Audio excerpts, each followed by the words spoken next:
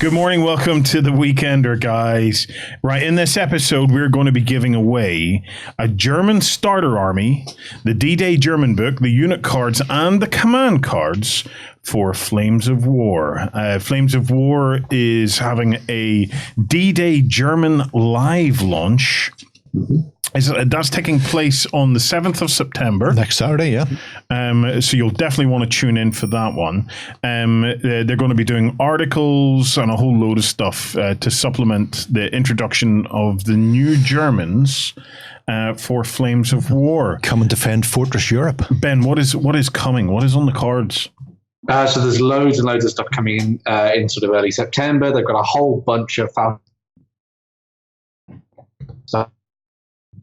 Look at it last week in the show, which was pretty awesome. So you want to go and check that out, you can go and do that. But in terms of the live launch on the day, they're going to be doing loads of sort of live streaming, videos, articles, looking at building and painting and that kind of thing as well. They did the same thing for the US when they launched the start of the sort of new edition of Flames of War as well. So if you're interested in that, you can go and check over their blog, which we shall have linked down below, and you can go and see what they're doing and catch up next Saturday. So, yeah. Absolutely.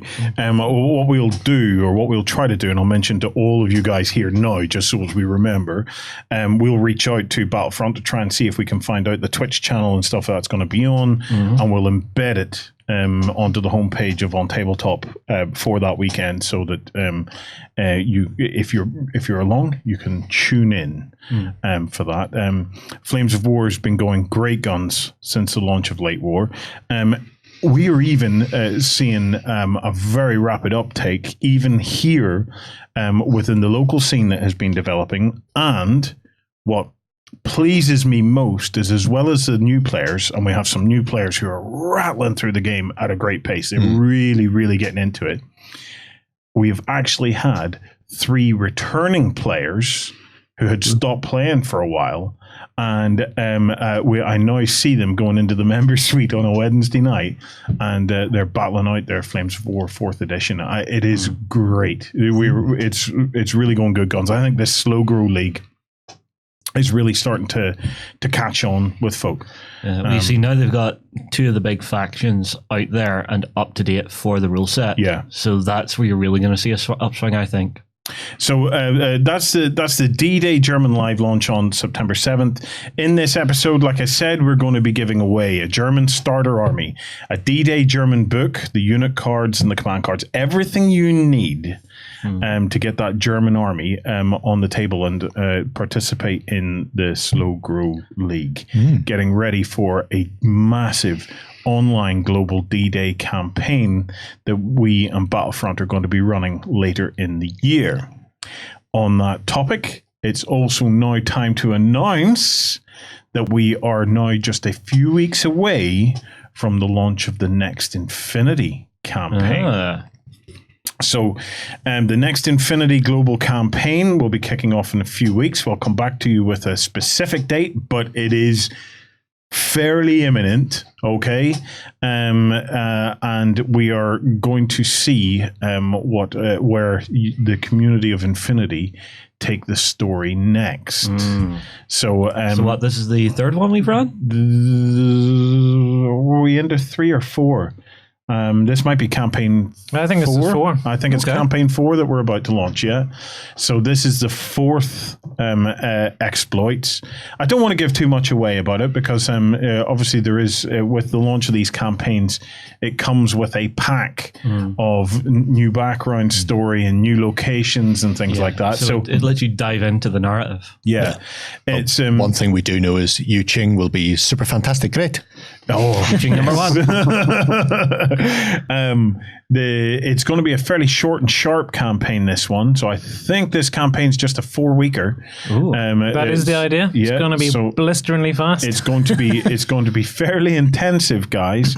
So get your stuff ready, because you don't want to be trying to get involved in this when starting when it launches. Get yourselves ready, get your stuff ready, and get ready to have some fun. So we're working away with Corvus Belli on that. And I will bring you more details as soon as we can. We're just pinning down that exact launch date, but it is within a very few short weeks. It's imminent. Okay. Right. Some other updates. The Hobby Hangout, we are retiring for a little while, okay? And the Community Spotlight, we're going to be moving it into the XLBS show. In the backstage, or in the Cult of Games show, which is an additional version of this show that airs on a Sunday morning. It's a very chillaxed, podcasty kind of a show with where we talk about our hobby.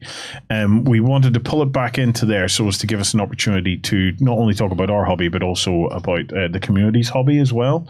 So Community Spotlight is coming into the backstage show, and then the golden buttons will be awarded on that show, and the golden button stuff will go up a bit later on the Sunday. To be in with a chance of winning that prize, because I've just said what we're giving away, but I didn't tell you how to win it. Or maybe I have. Maybe they've cut it into the front of the show now. But remember, to win the prize, come on over to OnTableTop.com or beastsofwar.com and post your comment on this post. Do you know what we're going to do? Right, here's what we're going to do. You can win that prize by posting your comment over here on beastsofwar.com or on tabletop.com, all right? But you can also be in with a chance of winning the prize by posting a comment on YouTube, right?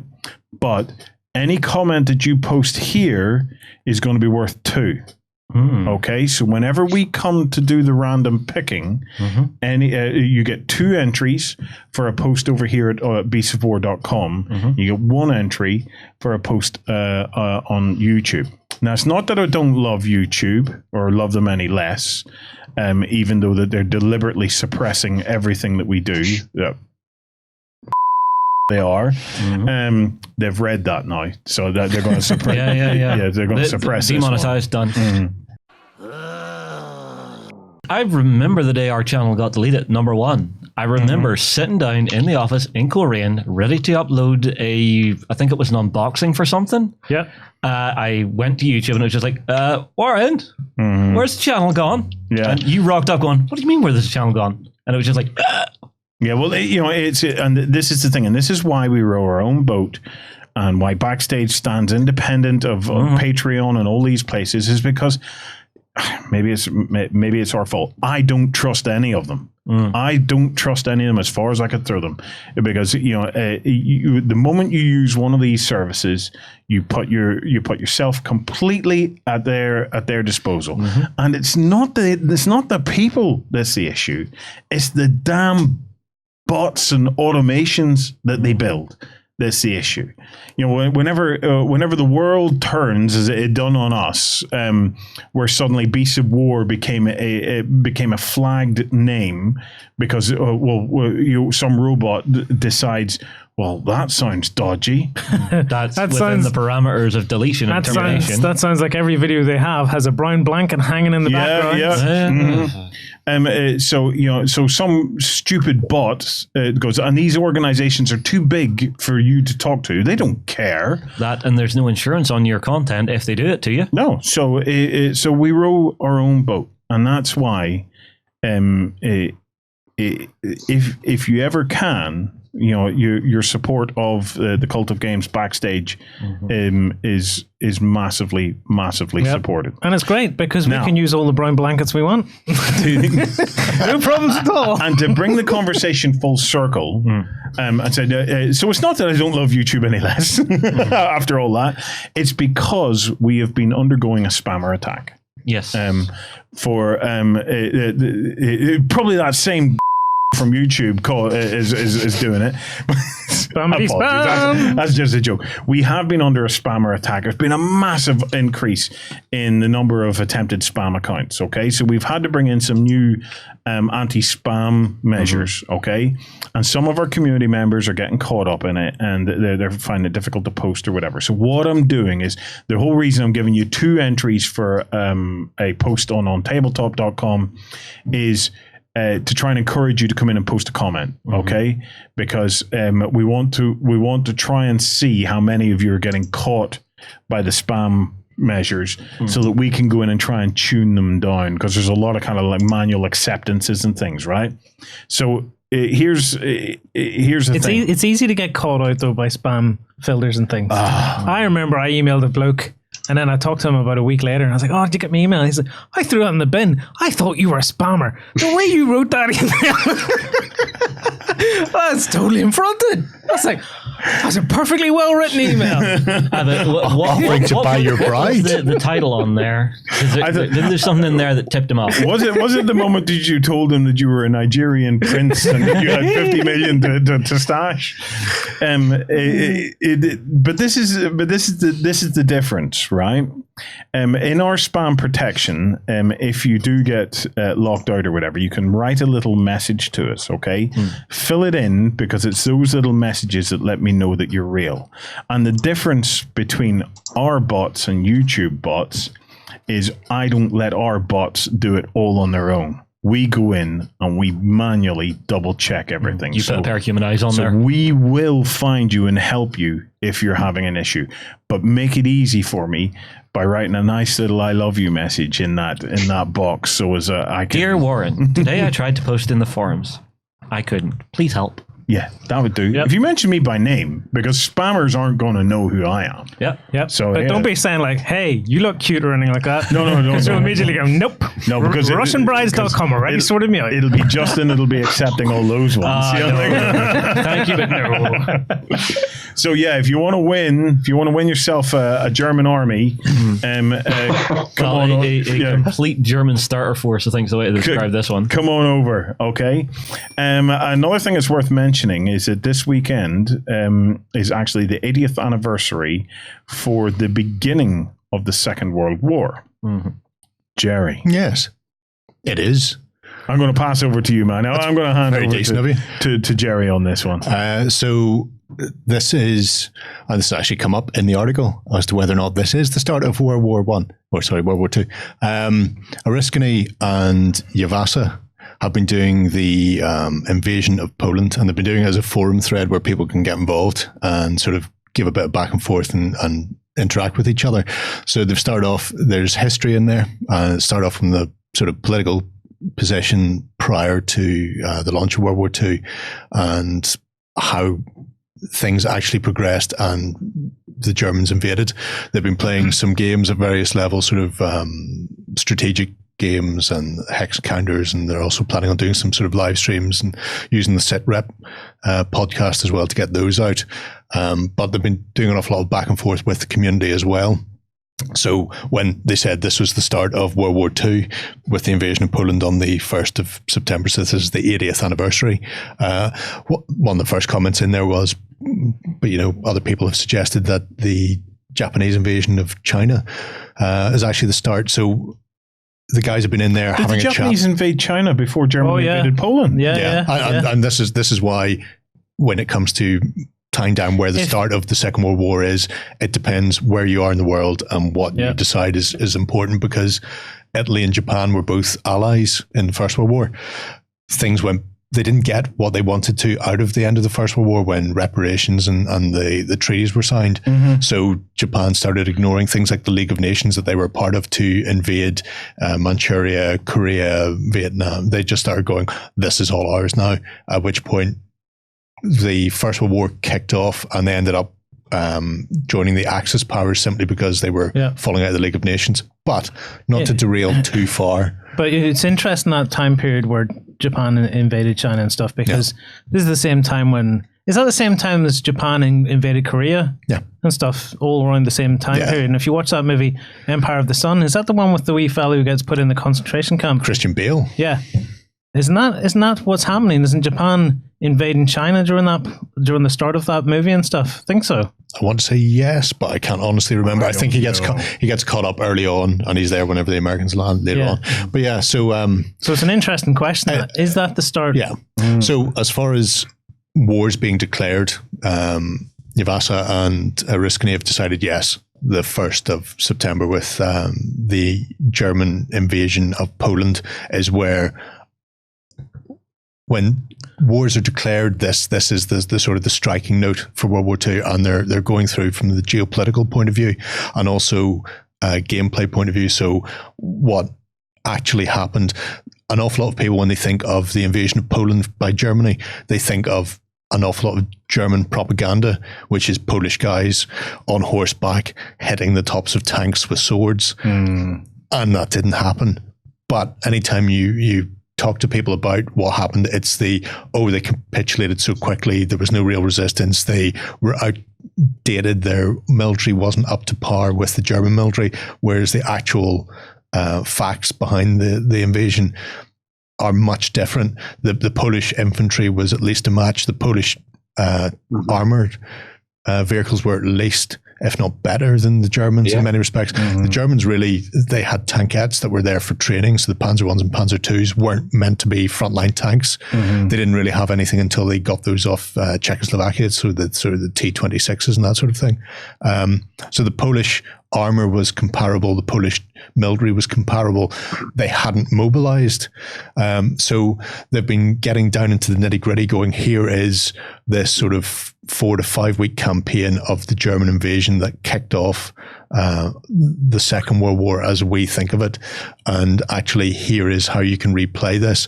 And it's a much more interesting theater than a lot of people think. A lot of people think of Second World War and they think Tiger, all the late war stuff, all the late war, the KV2s, all these big tanks that, in gameplay point of view, sit in a corner and just shell each other until somebody explodes. Whereas early war, you've very much more fire maneuver, and the weaponry is comparable as far as armor to guns go that you would have in late war. So yeah, the guns are bigger, but the armor's thicker in late war. So you're not really seeing people knocking out armor as quickly or any more quickly than they would in late war. But what you have on either side are comparable forces with more interesting possibilities there in the theaters and in the battles. Justin, at the risk of upsetting you here with spoilers, if they were so evenly matched, how come the Polish lost? Because Justin, they lost, man. Yeah, on the 17th of September, Russia came in from the other side. The Soviet Union went ruffle-stump because they'd had, and they mentioned it, there's the Ribbentrop-Molotov Pact. So they divided up Poland secretly in advance. So Hitler went in from the west, Russians came in on the east, and very they met in the middle. To come back from being topped and tailed, penetrated from both ends. So at the start they hadn't even mobilized most of their forces when Germany invaded, and by the time they're starting to mobilize, and they did win several encounters. They won battles in there. They just didn't win the war. If you're interested in a lot of finding models to suit this sort of early war period and playing as the Polish in particular, Cromlech, who a lot of people will know for doing a lot of their orc stuff and that kind of thing, they've got a side project which is called Cromlech Historical, and they focus on doing a lot of both infantry and vehicles from that early war period. And there's some amazing stories that they tell when they talk about all the different models they've made, about what Jerry was saying about the tanks going up against the Germans and the amazing resilience of the troops as well. It was great. And although later on, you've got the Warsaw Uprising. I think there were 2 Warsaw Uprisings, and Jamie Tranter. Yes. So a bit later war, he's actually producing his own range of Polish troops during the Rising. Even though it's the 1st of September to the, I want to say 27th of September, it'll say in the article anyway, the Polish didn't stop fighting then, so you could still play Polish battalions serving with the Allies. So they were mostly supplied with British and American, so British uniforms and equipment and American sort of armor. So you can still play Polish then into the later parts of the war, and then you can still play Polish in Poland towards the very end of the war with the Rising there, where they have a hodgepodge of Allied equipment, looted Soviet and looted German equipment, and original Polish things. So that they've got this whole sort of meld. So this is starting off the 80th anniversary of the Second World War, and starting with the invasion of Poland, and hopefully it will run. I'm sure Yavasa will almost undoubtedly continue giving us updates as we go through the sort of the 80 years. It begs to be asked. We talk about historical what if scenarios and refights but if the Poles had held out, there's two questions. What would it have taken for the Poles to hold out? Because we know that what would it have taken for them to hold out, and what would have been the outcome had they been able to hold out? It's because if you were fighting against one aggressor, you probably could have held out. Like, for example, is it Norway that fought off Finland? Finland. Finland raffle stumped Russia. Yes. Yeah. So there's an example of a much smaller country, fending off. And I think Poland... The Finns are ferocious. Poland would have fended off Germany, probably, we would probably have fought them to a standstill, I think, if the Russians hadn't then come in at the other side. And this comes up in this forum topic that the guys have been running, where they mentioned what is the start of the Second World War. Because if Russia supporting China hadn't dealt with Japan, and they finished that off on the 15th or 16th of September, freeing them up to actually go into Poland.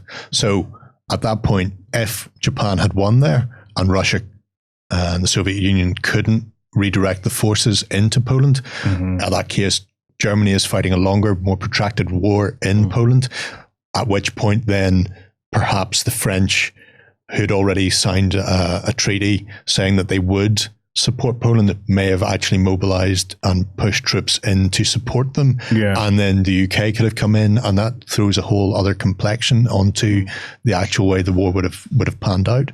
Well, so yeah, it's that one change, that one continued front in the east for the Soviet Union would have changed the outcome and complexion of the war in Western Europe. It might have made Hitler a lot less confident of actually having his forces move out to try and take over other countries. Well, I think it would have just ground to a halt, because like the sheer amount of resistance the Polish were dishing out to the Germans. Like, the Germans were losing a lot of troops to take very little ground at some points during this. Germans had 50,000 wounded-ish and 15,000 killed in those 4 weeks in Poland.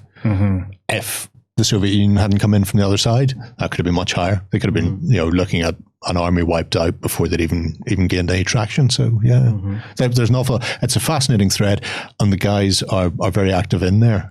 So isn't it interesting? It's well worth going in, right? Whenever you think about it, that we ended up allied with the Soviet Union, yet they're probably the ones that are responsible for it being able to kick off in the way that it did in the first place. Not responsible necessarily for starting it, no, but they bear responsibility for enabling Germany, for the fact that it was able to gain the traction.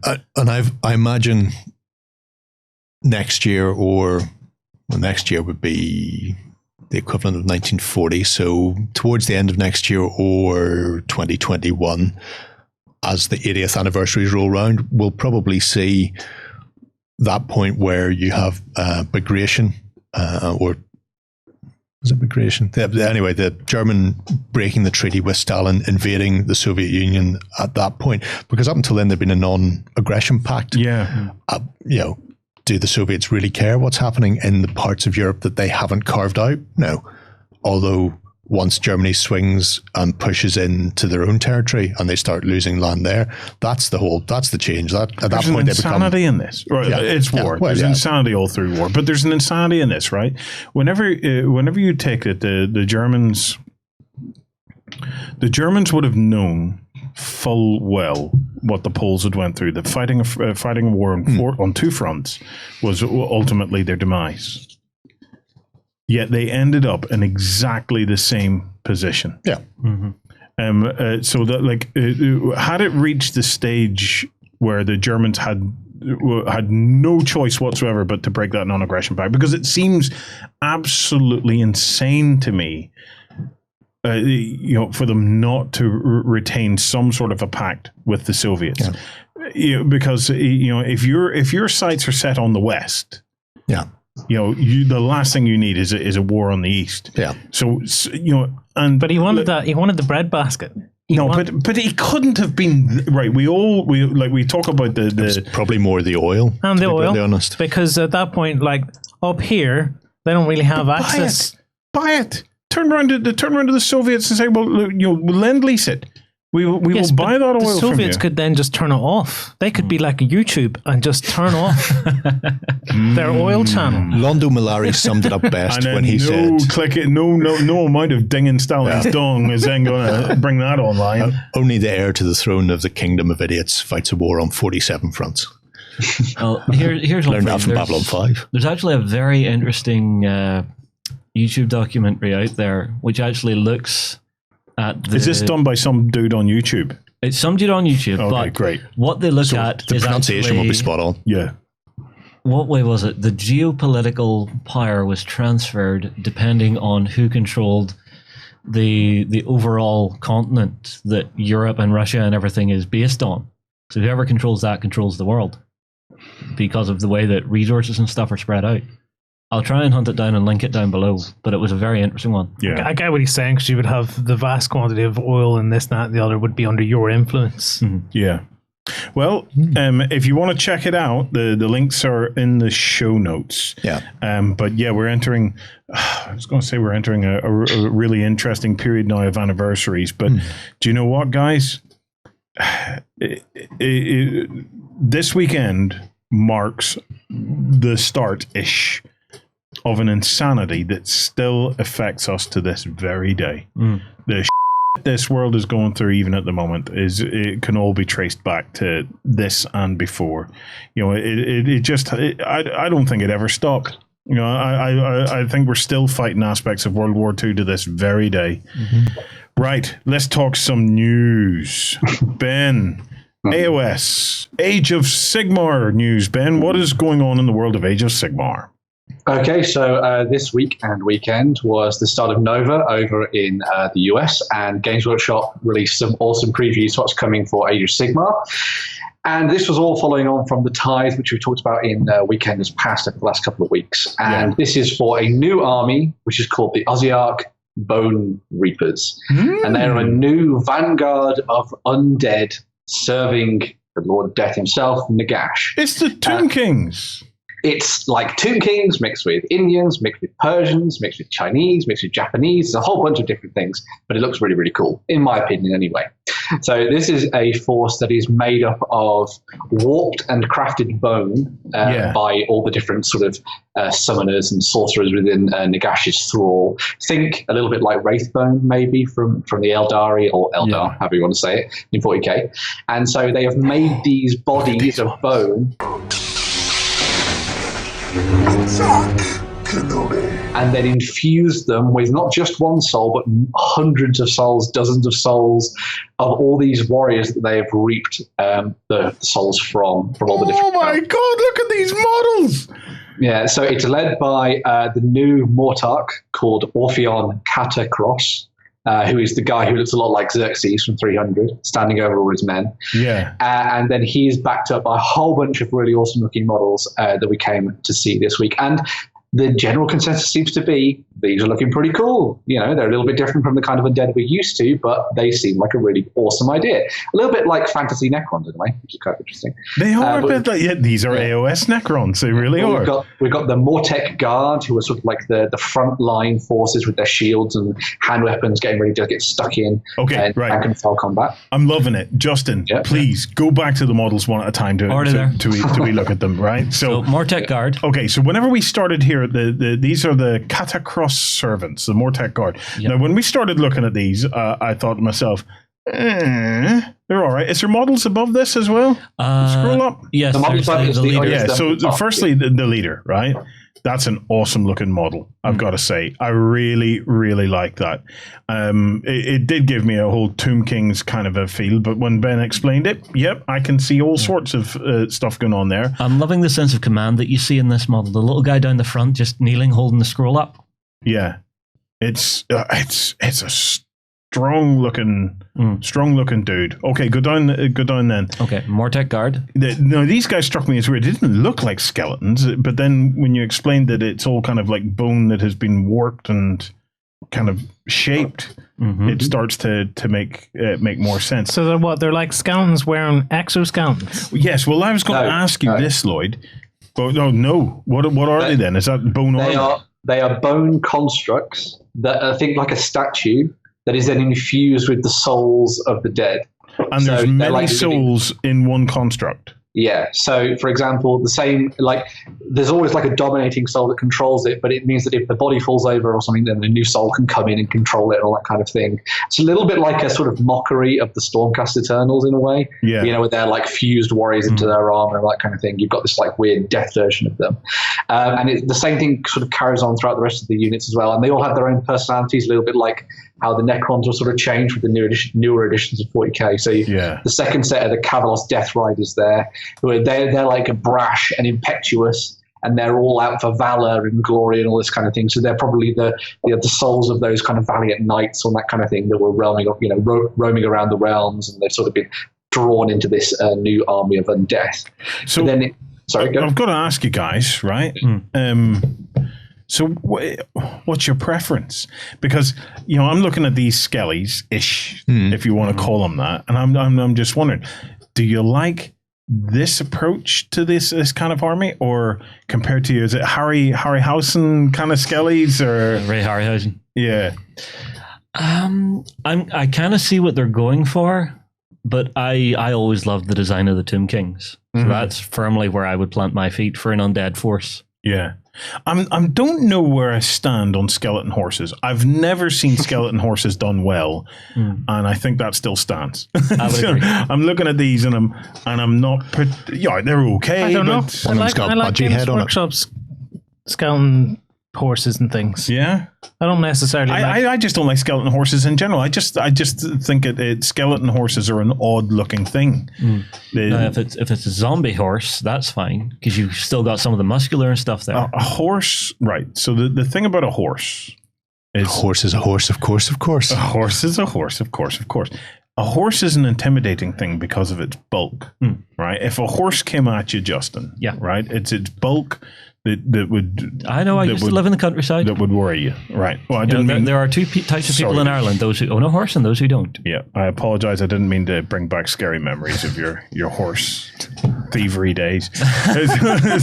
But back a couple of generations. But once you strip the bulk off a horse, right, and it's just bones, I just don't think it makes for a very interesting or a very cool looking thing. If you look at these, they've made the attempt to bulk them up with the additional armor and stuff that they've planted onto them, and sort of that melding of the bone. But there's also that weird rhino looking horse. Is that a rhino or is it a horse? Bird horse. Yeah. Scroll down a bit then to see what else there is, because the models actually you're also go back up a sec. You're also missing on dangling hands and stuff that are coming down. Oh, is it that? Yeah. Oh, I like the dangly hand. But what I like most, these are my favorite models in the whole thing. Ben, I like the guys with the forearms. They need lightsabers. So there was someone who put out a meme of a Stormcast Eternal that looked like Obi-Wan Kenobi, and then these guys as General Grievous, which was quite funny. But I'll see if I can find that and link it somewhere. But these are the Necropolis Stalkers. So their whole deal is that instead of there being like a multitude of souls, etc., there are 4 souls within them who are like martial masters in combat. And so what they can do during the fighting is they change their heads and their personalities in order to fight in a different way.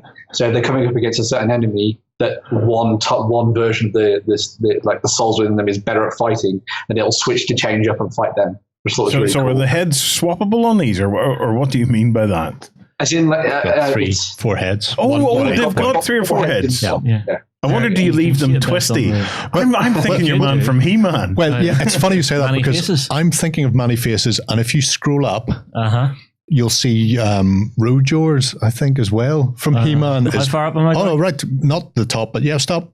Here? There he is. This dude here. The bottom, So yeah, they have been deeply inspired by He-Man. Mining He-Man for this. Well, I like this, but this next model, Justin, all right, go to the next quick one. question. What's your preference on these? Single-handed swords or the big 2 hands? Because I love the way they've done the 2-handed sword pose.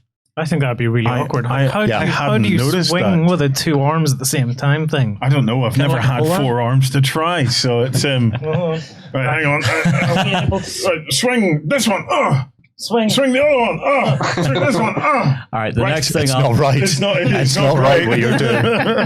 Right, this And it one looks here. badass. This is incredible.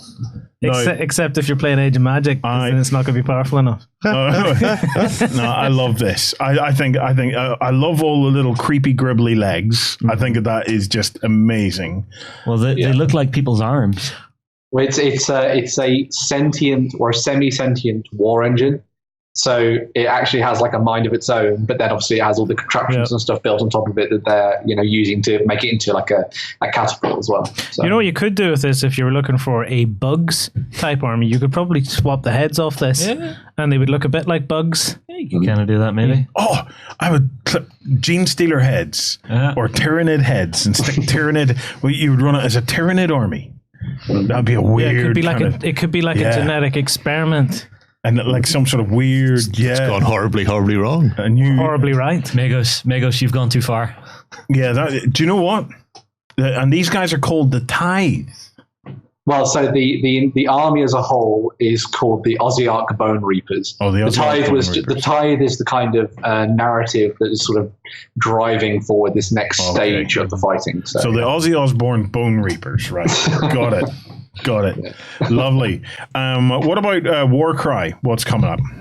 So as well as all the news that came out for the Bone Reapers, they also announced there's going to be a new expansion for Warcry. So like with what happened with Kilting, we got a couple of expansions, one that added elites and then another one that added heroes into the mix. The new sort of expansion for Warcry, which is called Monsters and Mercenaries, will add in the ability for you to field characters within your force that will either fight for you or sort of like be a third party on the table, and also a lot more monsters and that kind of the troll hunt scenario that everyone used to have in skirmish games. Yep. They're kind of putting that back into the mix as well. So if you want to send your warband up against a huge massive monster from the Age of Sigmar world, then there's some options in there as well, which is kind of cool. So Lovely, but too soon.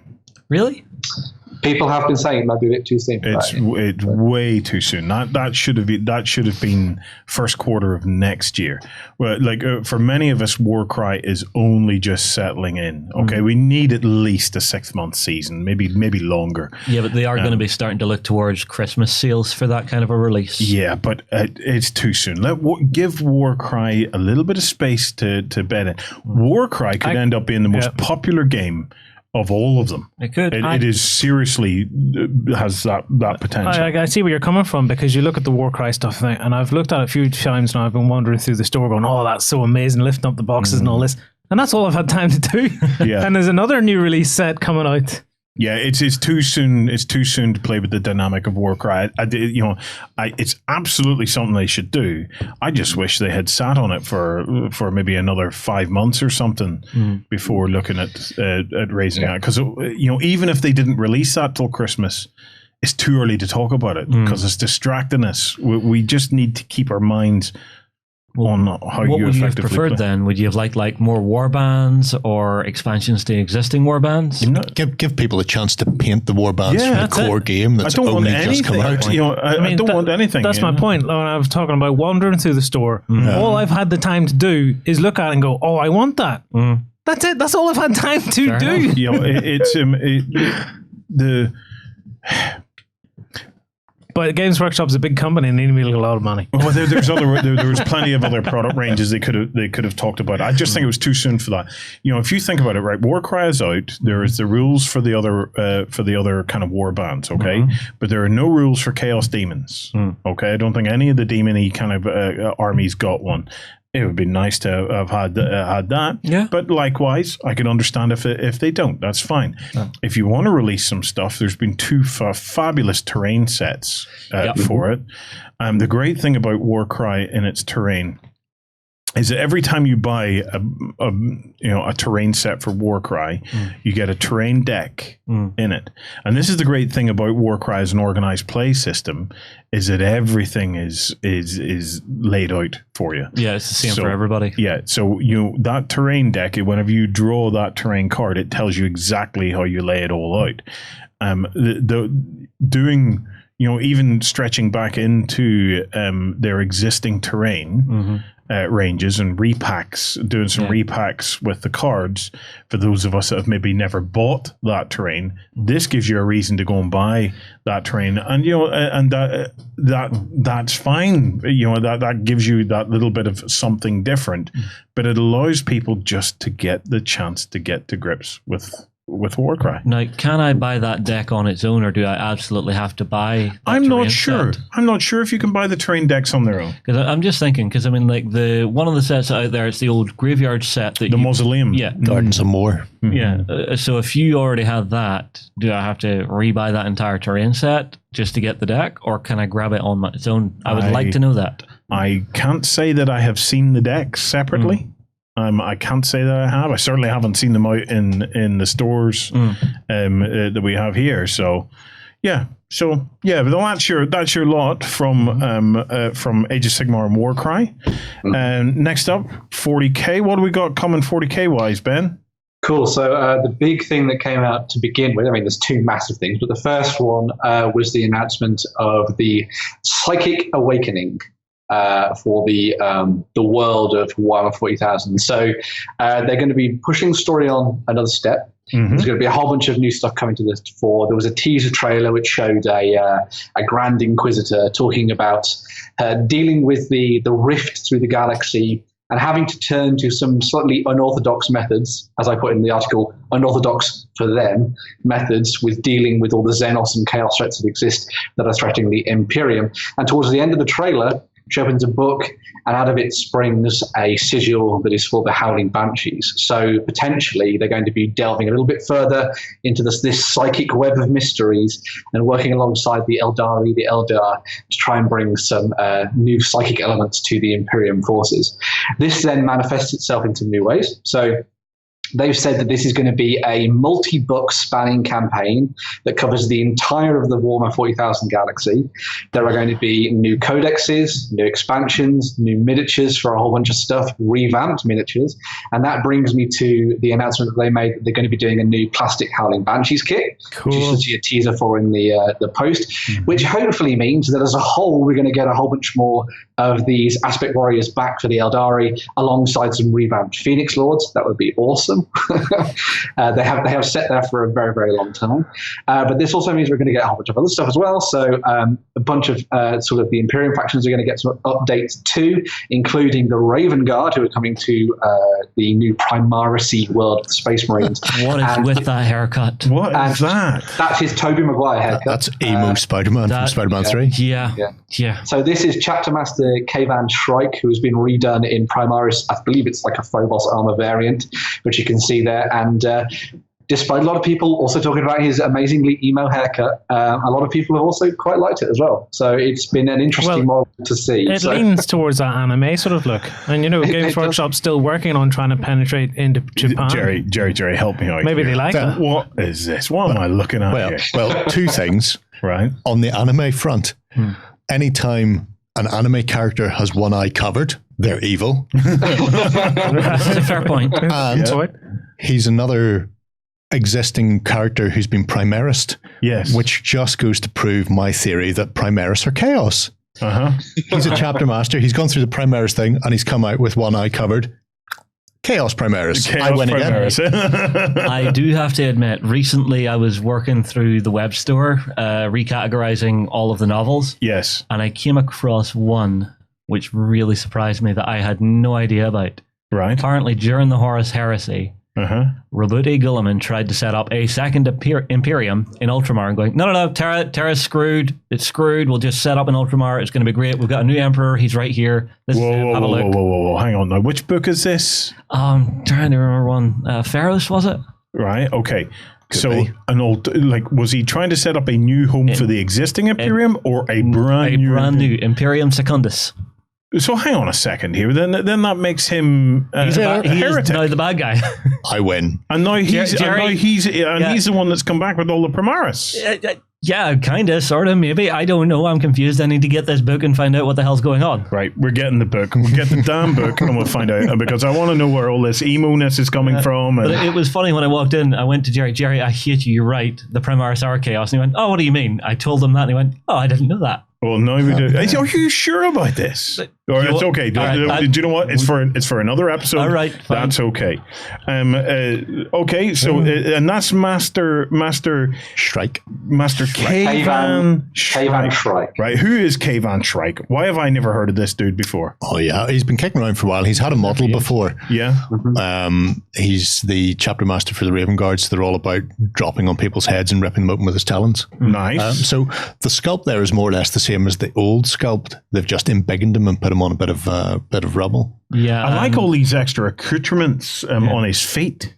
You know, if you go back to his feet, you see the normal landing sort of struts that you see on the Primaris. He's taken those and just turned them into more like bird-like accoutrements. Talons. Yeah. Groovy. Yeah, Groovy. I always like the fact that his lightning claws were a little different, and I really like the way they've designed these now, so that they are really just hooked talons. Yeah. They also pointed out that this is the first model that comes with a new beaky helmet, but it's a Primaris version of the beaky helmet, which is kind of cool. It had to happen, didn't it? That over, so it's cool. So, It had to happen. The beaky helmets had to make a comeback. Didn't they always say that the armor parts were interchangeable between? They are, yeah. Yeah, So it might be his old helmet. Yeah, so maybe it's just his old helmet before he got embiggened. They're just taking the foam inserts out so he can squeeze his big emo haircut in now. Okay, right. I'm going to have to ask now to move the conversation a bit forward. Adeptus Sororitas. Yes. Or Sororitas. Sisters of Battle. Nuns with guns. Okay, so the nuns with the guns, the Sisters of Battle. This release confuses me more and more and more. It's a cool looking box. Is it going to be a standard, always available army within the world of Warhammer 40k, or is this just some weird temporary fight of Flancy that they're on? So as far as I can tell from the announcement they made, and this is the way that I read it, right? Yeah. This is going to be to begin with, this is a product that's coming out in November for the release of this. This is a battle, the Adeptus Sororitas. It's going to come with 25 models in the box. And what they say is a limited edition Codex Adeptus Sororitas. Okay? Right. Now, I choose to read this as this is a limited edition version of this box and this Codex, but there will be further stuff in the future for you to buy. Yeah. But this is going to be like a special set that you can get on launch to get yourself invested in the Sisters of Battle and starting a new army with them. So, yeah, that's how I read it anyway. Pays your money, takes your chances with the nuns. First things first. What a beautiful piece of art. Yes. Yeah, the box is rocking. Look at the if you can bring that up full there, right? Yeah. Lloyd, if you can bring that box up so people can see it, right? Yeah. Look at the grayscale art, right? Look at the face. What a beautifully rendered piece of art that is. If anything is, the Sisters of Battle is one of the most deserving armies out there. It's an army that deserved to be given full justice and to be within the universe of 40k in a big and an impactful and a properly executed way. No mucking around with it. Nothing about appeasing people. Take it as it is and execute it beautifully. And that piece of art is one great step towards that. If we scroll down, do we get to actually see what's in the box, by any chance? Do we? You get to see a snapshot of the different things they're going to have in there. There's a trailer. Okay. And then you get to see some actual Okay, so let's see some minis. Oh, that's a horrible head. Sorry. Yeah. I just seen the bareheaded one there. Yeah. Not a fan of that one. I do like the next one because they've actually got it in midair, which is something they've been doing a lot more. Twin bolt pistols, which is interesting. Yeah, but they've always had those. those. Always rocked out with. Even I knew that one, man. Okay. Even I knew that one. Not bad. That's the Cannes. She's very static. Yeah. The old Cannes was lovely. Oh, God, these are still here. Yeah. Although they have changed it a little bit, because the old version of this, I believe it was one of the sisters was strapped into the penitent engine. Now it's just a prisoner. Yeah. Although, interestingly, I didn't realize this until someone put it out on Twitter, but apparently the number that's on the tag around his neck is something that is to do with like angels or something. And it's like a number that is dedicated to like penitence and, serving the betterment of your empire and that kind of thing. So there's some neat little touches in there, and I quite like what they've done with the penitent engine as a whole. I think is kind of cool. But as someone who's always wanted to make a Sisters of Battle army and never had the chance to do so, it's kind of good to see it all coming in plastic now. So, Well, I do remember these. I remember John building one of the old metal ones of these, and I have never seen him so frustrated with it before. So I never bothered with a pendant engine with my army. No? No. Well, it wasn't a sister battle. Why would I want it?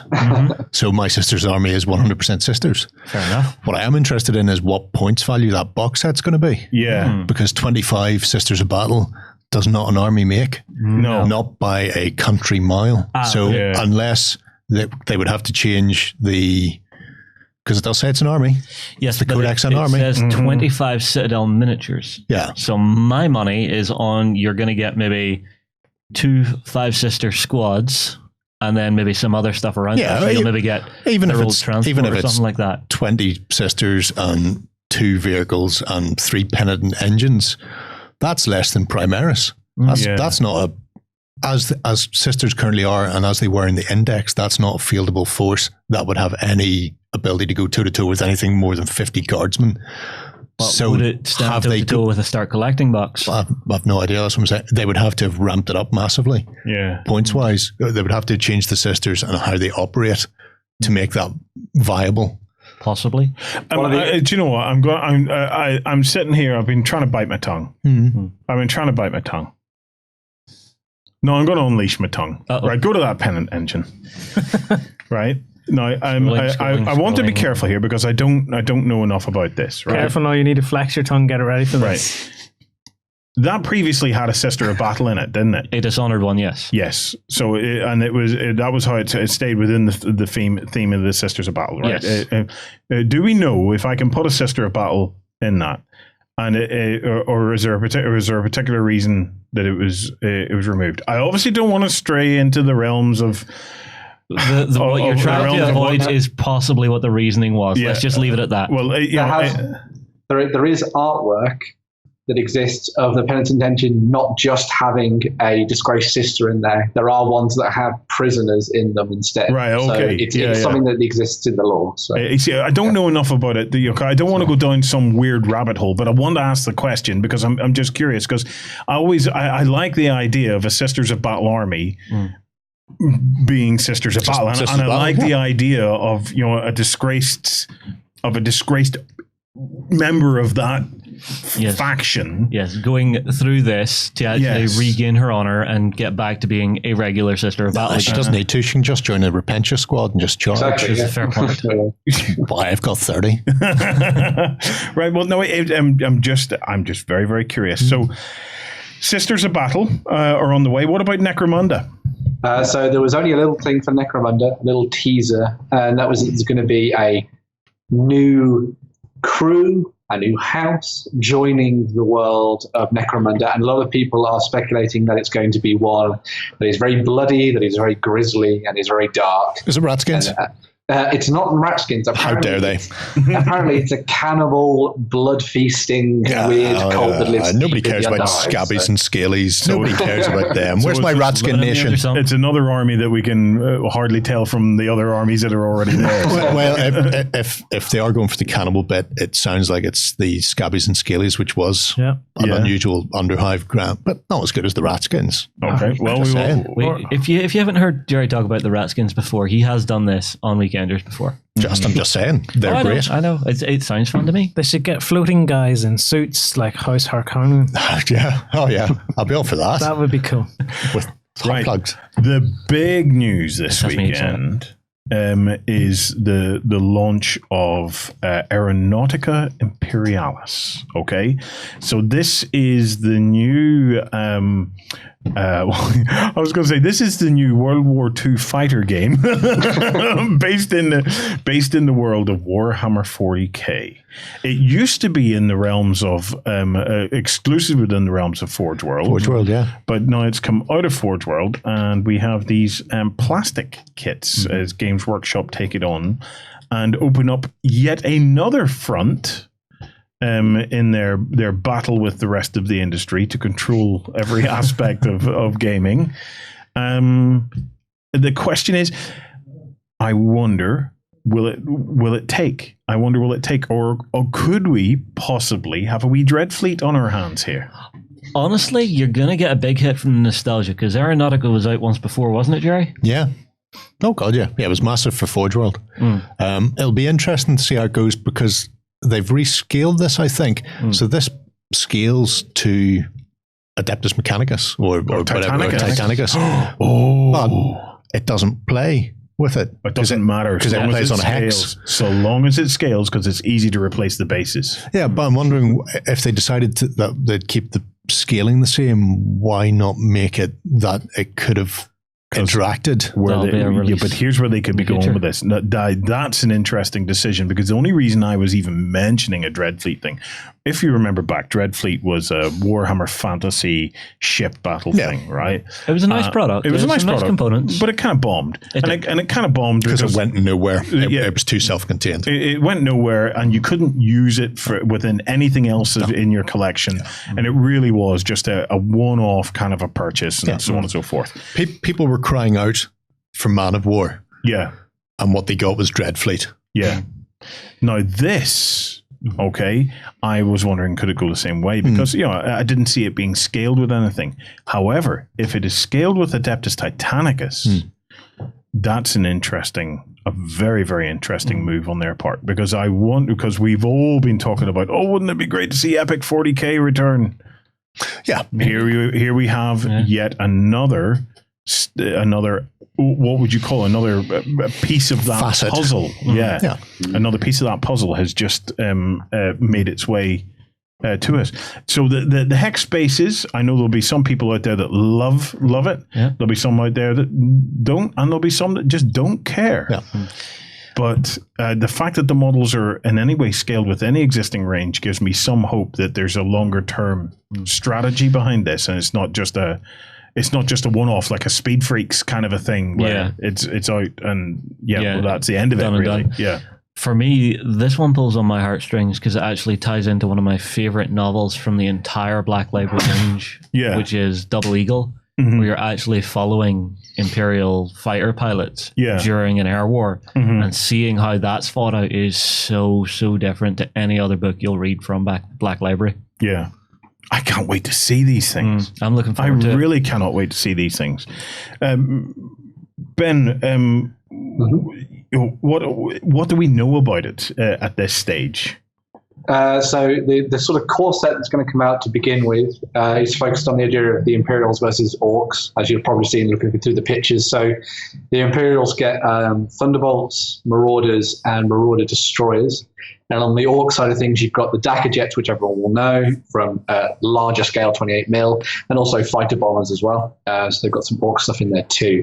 And the focus this time has changed around for it to be sort of a lot more narrative driven in terms of them, because they've already got the idea of like a campaign in the works. So it's all going to be set over Rin's world, and there's going to be a book that's coming out which is called the Air War Campaign of Rin's world, which will follow the sort of like the different scenarios you'll play out for that entire campaign, and you'll sort of follow your pilots and all that kind of thing, and all the different scenarios there.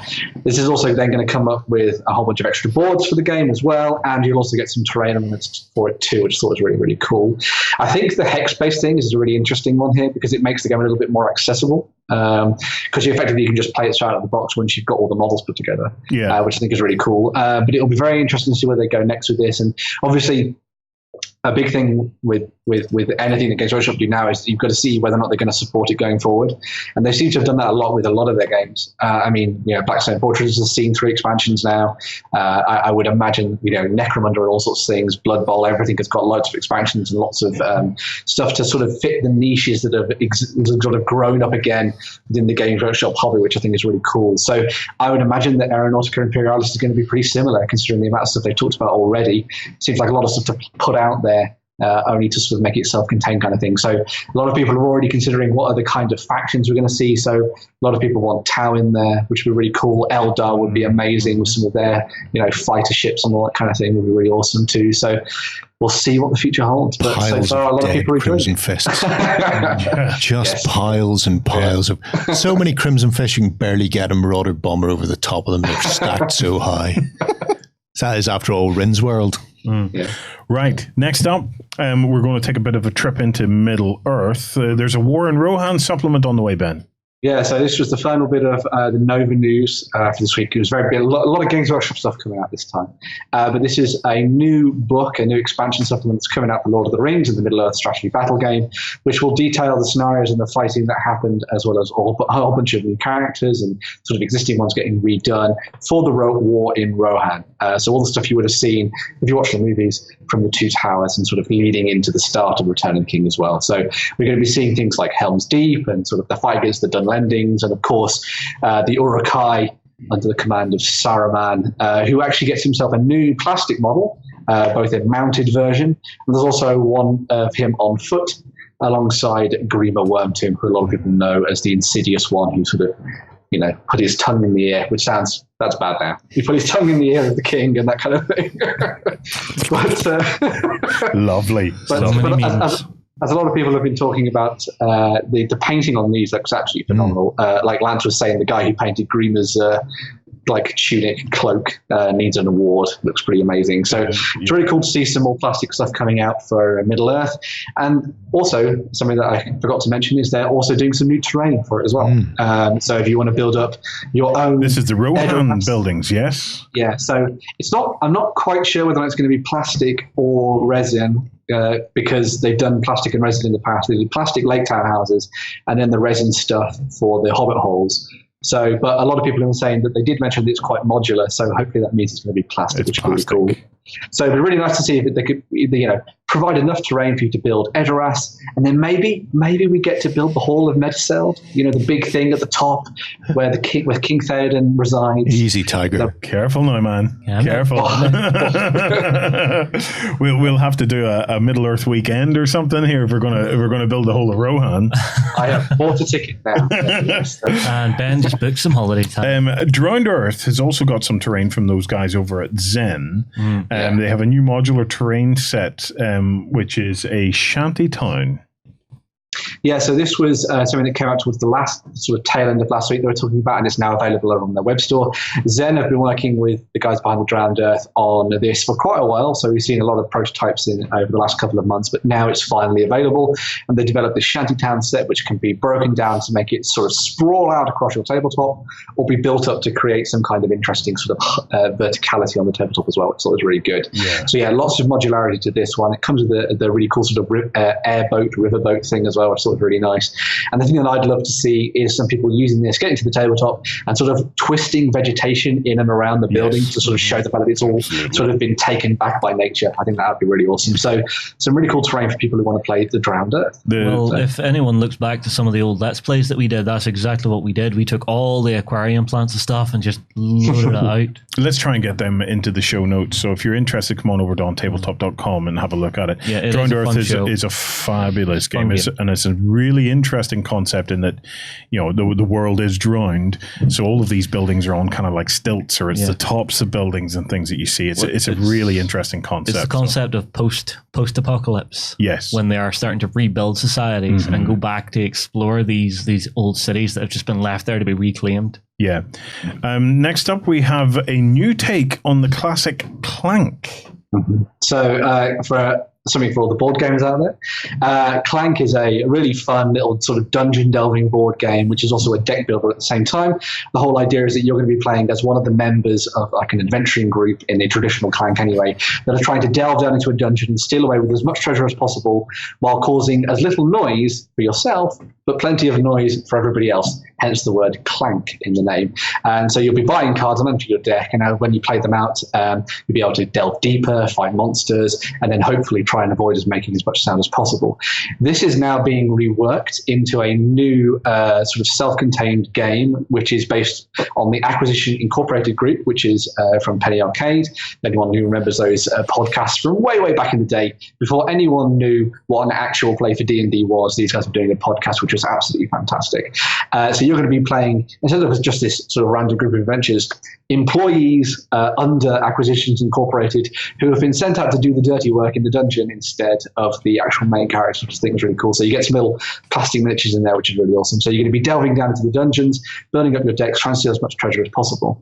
The other twist to this as well is that it's a legacy version of that game. So every time you play out one of the quests and you delve down into the dungeon, it will change things going forward for future ones. So once you've played through the story as well, much like with things like Risk Legacy and the sort of the Betrayal Legacy version as well that came out from Avalon Hill, once you've played through all those campaign missions, you'll then have your own very unique set of Clank to play later on as well. So if you like Clank, you haven't been able to get the original one and all the expansions, or the sci-fi one and all of the expansions, you've now got a new version to try and pick up if you like Acquisitions Incorporated. So yeah. There we go. Yeah. And that's your lot from the news this week. Yes. Right, we now have a very special guest, and this is to talk about the new game from Plastic Alchemy. Now, this is something a bit different. This is very much, I'm very pleased to have this company on, because they're kind of like a first mover. It's innovative. What these guys are doing is they're creating a self-print 3D printed board game. Okay, Justin, you had a chance to sit down with them. Yes. Hi everybody, I am joined by Josh from Plastic Alchemy, and well, Josh, welcome to the show. This is your first visit with us. It is, thanks. For everybody at home who doesn't know who you are or what you do, would you maybe like to give them a quick elevator pitch on what you guys are and what you do? Sure. So yeah, we make games that are designed for 3D printers, for things that you can make at home with all variety of either FDM or SLA 3D printers. And as an avid gamer for years, I got into 3D printing a couple of years ago, used to work in that industry, and I just saw a huge potential to make games that essentially they can be bigger than any box, and we can create all level of kind of detail and depth into the games that you can make at home. Well, one of the instant benefits to this that I see is, how often do you have a board game that you lose a component for? Sure. You know, I've lost this miniature that I need for this game. With this, you've still got the STL, so you just run it out again. You could just make as many as you want. Yeah. Yeah. We've actually, I've been doing this for a number of years. Do you know the game Twilight Imperium? Oh, yes. So I know it. Yeah, right. So we, I made some custom kind of ships for the lead ships. Yeah. For that, and that's the kind of thing. Not just replacing parts, but also customizing them to really as far as your imagination will stretch. It's one thing. In the office, I'm the guy who's been experimenting with the 3D printers quite a bit. Yeah. I've actually recently started to look at how to upgrade my games with a 3D printer. So extra storage boxes, better command and control dashboards, things like that. Sure. Yeah. All sorts of little things that you can actually print to attach to your printer to then improve its quality. Oh, yeah. Well, I haven't done that yet. That's but it's just ways to make games better with 3D printers. But to actually have a game that from the ground up is designed to work with the 3D printer is actually very interesting to me. So, I mean, like you're saying you saw a gap in the market. Was there any particular moment that just sparked it and just went, Sure. So in the last 2 or 3 years, there's been a lot of Kickstarters centered around terrain. And obviously the flexibility in that has been really popular for all sorts of wargamers, from 40k, Infinity, and a lot of D&D players as well. But the one thing that I saw that, I personally, it's really a game that I made for me from the beginning, was nothing wrong with that. I would love to see a game that, doesn't, how is best to describe it? It's not limited by the amount of stuff that you can fit into the box.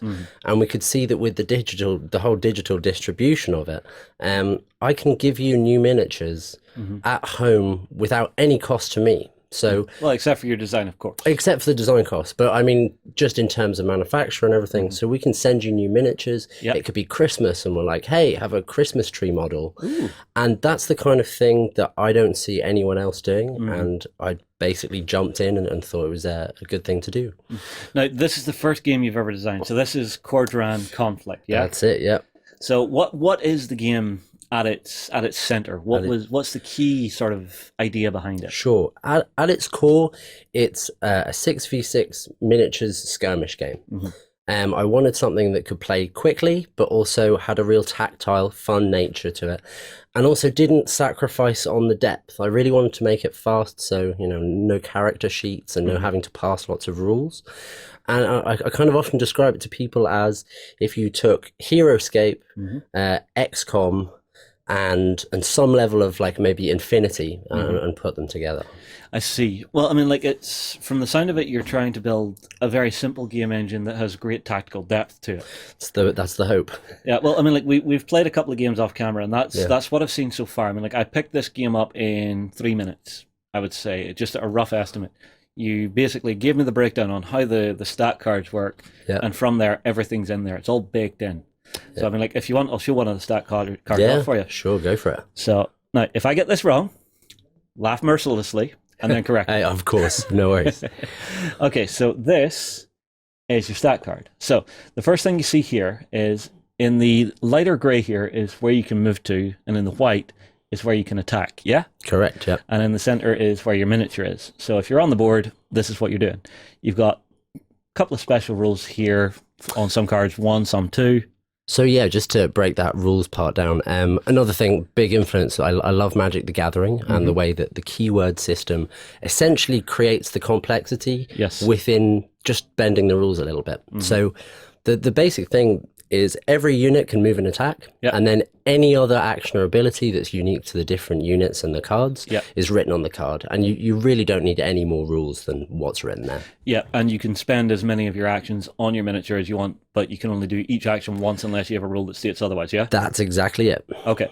The next thing we see, so this one in particular is kind of cool, because the architect actually allows you to build the blocks, which are, if I go to my long shot, these blocks can be built by an architect, which is quite cool. So you can actually evolve how the actual battlescape is changing and working. Totally. This is where it's more of an abstract game in that sense, because, there aren't units that can build walls in other games. But we really felt that was a really fun way to play with the whole tactics around it, which we'll look at later. And then we have 3 stats down the bottom here. So you have the number you need to roll on a d10 to hit, the number you need to roll to kill someone outright without them getting an armor roll, which is the last one. Yeah. And that's all you really need to know. You've also got the points cost at the top, how many hit points it has, and what unit type it is. That's exactly right, yeah. That's it, yeah? Yeah. So, I mean, like, having played this game, it's really, really quick to play. I mean, like, we played 2 games in, like, 40, 50 minutes max? Yeah. So once you actually have those core mechanics in, you are not slowed down. This game gets right out of the way and lets you get into the actual gameplay, and that tactical challenge against your opponent I quite like. And I like a D10 system. I like percentiles where I can work out the odds. Yeah, actually we started off with D20. Really? And it's in our promotional video, it still says D20. But we realized that just by crushing it down a bit and making it easier for all of us to pass and like you said, understand exactly the granularity of it is a design choice we took a little bit later. Yeah, but there's nothing wrong with allowing a game to evolve and grow that way. I mean, Absolutely. Like, me personally, I'm not a huge fan of the D20 system. Fine, great for role-playing. Sure. For war games and things like that, I think there's too much of a chance of a spike in the actual dice variance and the in there randomness. is just a bit much sometimes. Yeah, so I think a D10 system gives you a nice happy medium. I mean, like, I play a lot of D6 games and I've got that down pat, but I like D10 just because very quickly I can look at the odds and go, okay, so 40% chance, 50% chance, 60% chance, and it's really easy that way. Very much so, very much so. Now, one of the key things is you're printing your own miniatures and terrain from this and some other stuff. Now, you've given me some images. I'm not sure what order you've put them in, but I think we should start going through those. Yeah, that makes sense. I'm getting a little bit off track here. So, no, I've got control. You've got it. All right, cool. Silly rabbit. I'm not giving the guest control of images. I'm like looking like the keys. All right, so Cordon Conflict. This is one of the ways you can lay the board out. Yeah, shall I jump in about that a bit? Yeah. So, one thing about 3D printing is it takes time. It takes time to 3D print things. So we started off and we were like, we're going to create this modular tile system, of which I will show you in a bit later. But what we really wanted to do was cut that time down so it's actually something you can jump in and play. Yeah. And also because having a box and real components like this board and the cards, it makes it a lot more real for people. Yeah. So yes, in this particular case, we've got the board, and then you would print out the blocks and the miniatures, and you're pretty much good to go. Yeah. And then that's what we're seeing on screen here is you can actually do a 3D printed version of the board as well, yeah? Yeah, that's right. In the long term, we'd like to use these tiles for creating all sorts of other games as well. I'll just pass you one here. Maybe you can show it to the camera. Yeah, sure. So this is 3D printed, and it's an interlocking hex design. So do you want to pass me a second one there? Yeah, sure. And I'll interlock it. So there to there. And they're surprisingly strong. They we've seen people make really funny, elaborate contraptions hanging them around. So they're definitely kind of tough for use. You see, I quite like this idea because you're not limited to the hex-shaped board at this stage. You could actually build a bit of a labyrinth map if you want it. Absolutely. And I mean, like this, for the height of it, you could fill your bed up and print a ton of these at a time.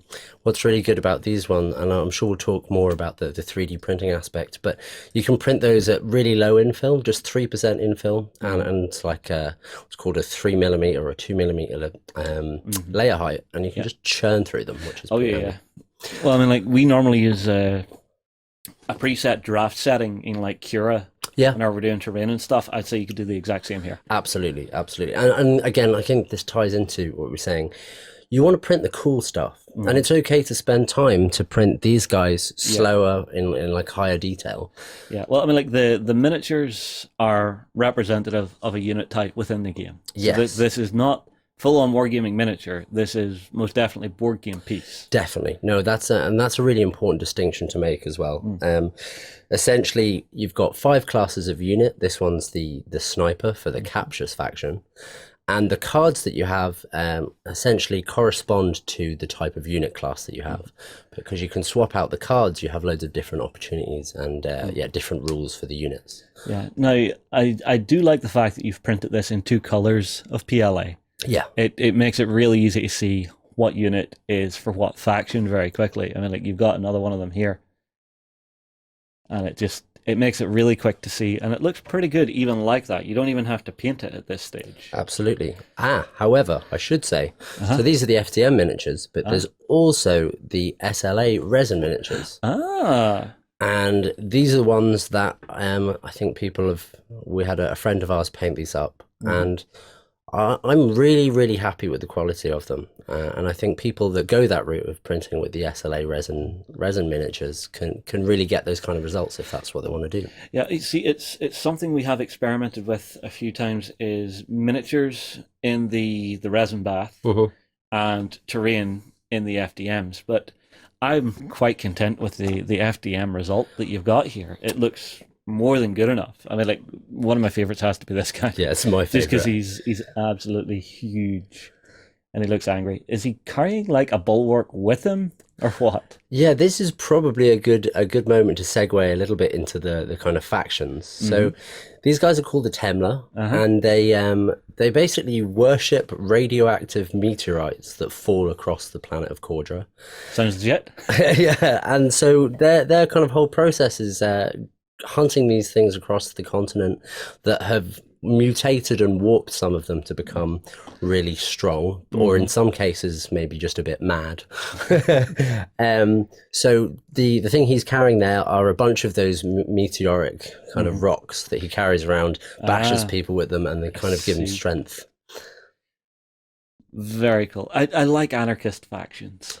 Yeah, these are the nomads for sure. Oh, actually, while we're here, I'll also show you just the 3-part construction of them. Yeah, so this is how you would print it then, yeah? Yeah. All right, so you would print your upper body like so. You'll then print your lower body, which has your base on it. He pops into here. And then you print the base of the base as well, which he will pop into. Now, one thing I do like, if I don't send him flying everywhere, apologies. And then this lower base you've designed actually fits in to nest into the tiles, yeah. So it nests with these.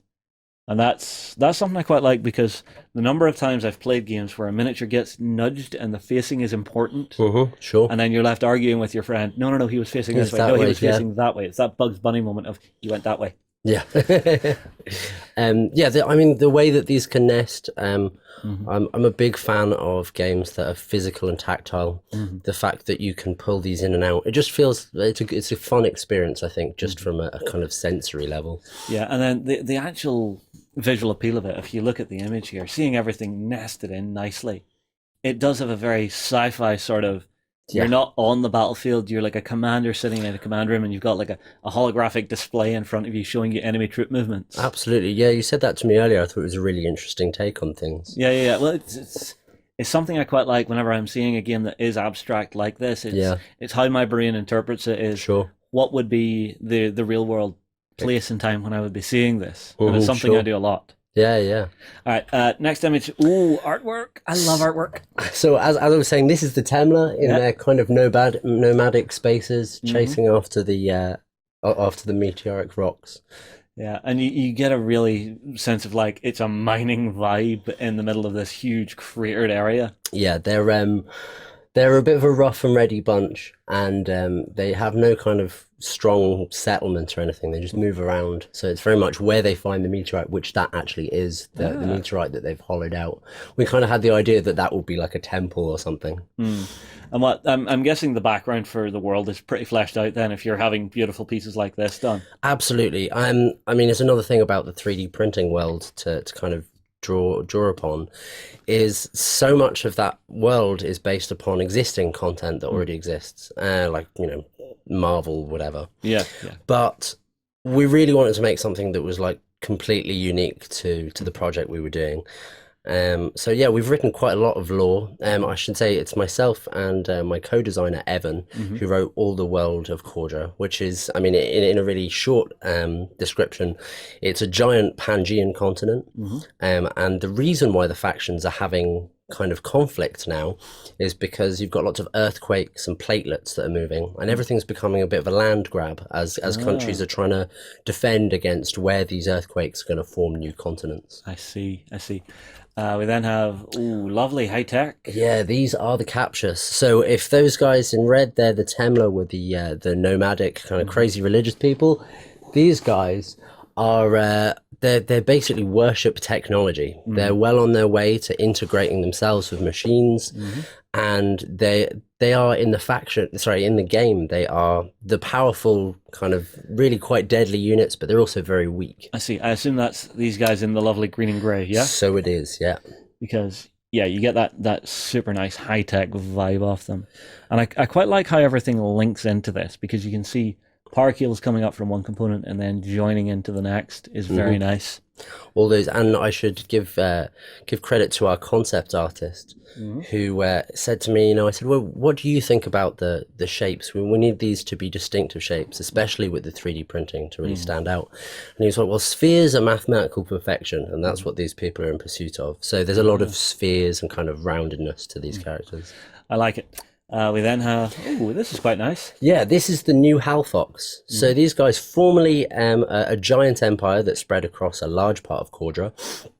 They had a kind of a civil war that slowly broke them apart, and then the Halls are now the new Halfox. The new Halls moved to a corner of the continent, set up this kind of agriculturalist sort of world where they're a humble bunch, and they don't want to make the mistakes of their empire in the past. And their whole thing in the game is they work together as a team. They boost each other by being next to each other. They're able to mark out opponents for the like friendly units to kill. And yeah, that was the whole idea behind these guys. Up in the forest, up in the hills, I should say, as this former empire, the new Halfox. I do like just how iconic each of the structures for the different factions is, because it's very nice to have guys who are different, but you really need to sell that difference, and having pieces of artwork like this that just sort of ground you in the world are great to have. I assume that's these guys, yeah? It is indeed. I'll show you one more of these here. So we have this gentleman here who is very angry. Now, do you recommend that people actually use quite so many different colours of PLA for their miniatures? So it's really up to people. Obviously, we've printed in these different colours because we really like the way it looks. I think this is, the best that we can do with this kind of FTM multicolor thing. But in actuality, if you're a hobby gamer, to be able to print out a bunch of these, spray paint them a different color, there really is no limit. You can make the whole game with about 1.5 reels of PLA. So that's we're talking about maybe 30-35 pounds, something like that. At most, depending on which quality fit, which I would always recommend to get good quality PLA. Because is there one you yourself use on a daily basis? Yeah, it's the Filamentum who actually helped us pick the colors for this as well. It's just, again, it's one of those things that this is the material that you 3D print with, and you can't really skimp on that. Yeah, well, I mean, like I discovered recently, I bought a couple of rolls of cheaper PLA. Yeah. And the under extrusion was just dire. Yeah. I mean, like if you come along and you're 3D printing something and the outside of it is just horrible, not smooth at all, like you take sandpaper to it and the actual strings just start pulling off. Flaking away. Yeah, exactly. That's under extrusion. That means your PLA is crap. Go and buy a better one. Yeah, and it'll save you a lot of frustration in the long run, for sure. Yeah.